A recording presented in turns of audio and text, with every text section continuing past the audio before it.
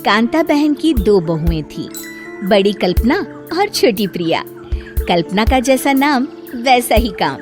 सारा दिन कल्पनाओं में रहती, ना कोई काम करती न कोई धाम।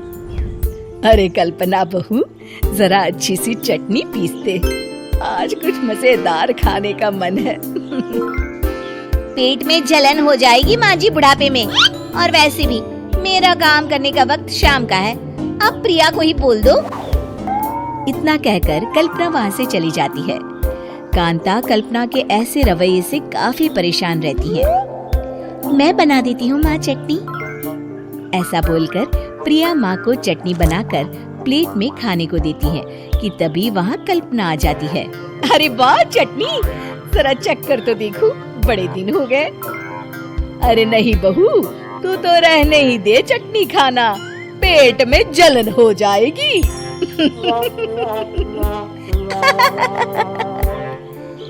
इतना कहकर कांता और प्रिया दोनों हंसने लगते हैं।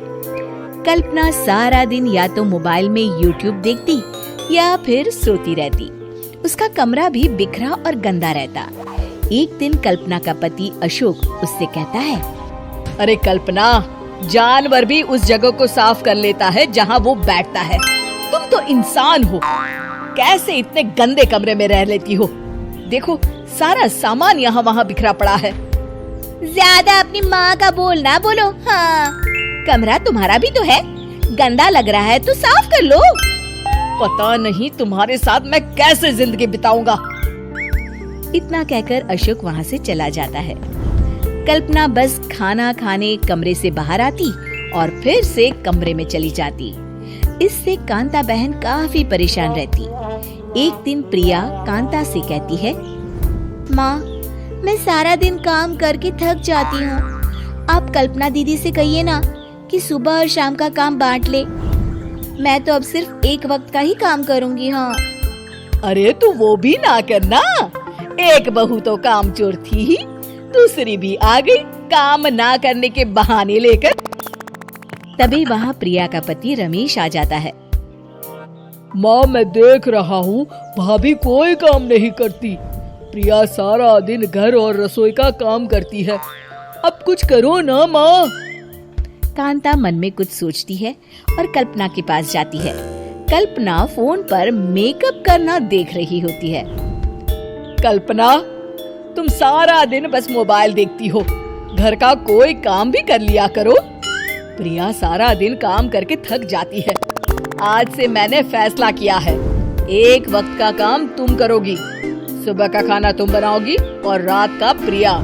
आप लोगों ने काम को हवा बना रखा है। अरे पता नहीं थोड़ा सा ज्यादा काम करने में आप लोग घबरा क्यों जाते हैं।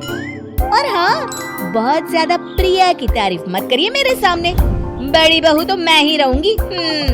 मैं कुछ नहीं जानती, कल सुबह मुझे वक्त से खाना चाहिए, रसोई में आ जाना, वरना कल से तुझे खाना नहीं मिलेगा। अगली सुबह कल्पना रसोई में नहीं आती है। वो देर से सोकर उठती है और बाहर आकर कहती है,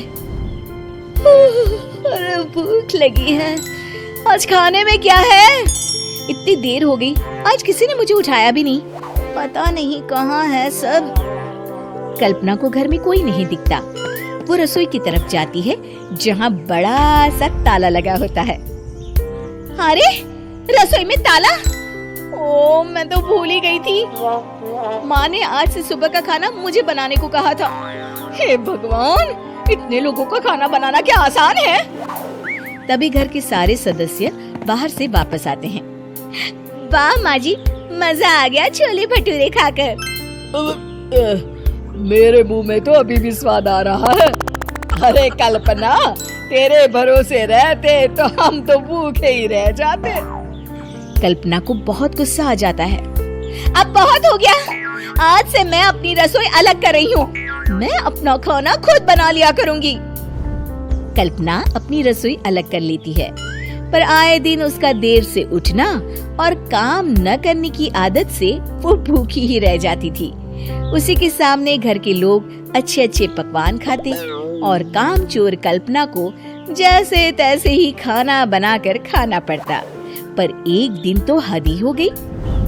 माँ, दीदी आज सुबह से कमरे से बाहर नहीं निकली, हमें जाकर देखना चाहिए।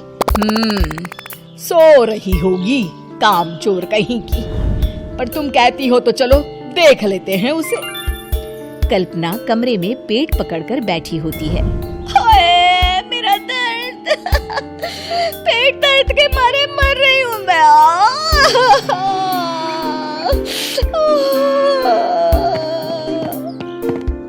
अरे दीदी क्या हुआ, पेट में दर्द क्यों हो रहा है? डॉक्टर को दिखाया आपने? माँ। कल्पना खड़ी होती है और माँ जी के पास आती है। मुझे माफ कर दीजिए, अब से मैं सारे काम में मदद करूंगी, कभी आलस और काम चोरी नहीं करूंगी। हाँ वो तो ठीक है, लेकिन अचानक क्या हो गया जो तू काम करने को तैयार हो गई? कामचोर कल्पना।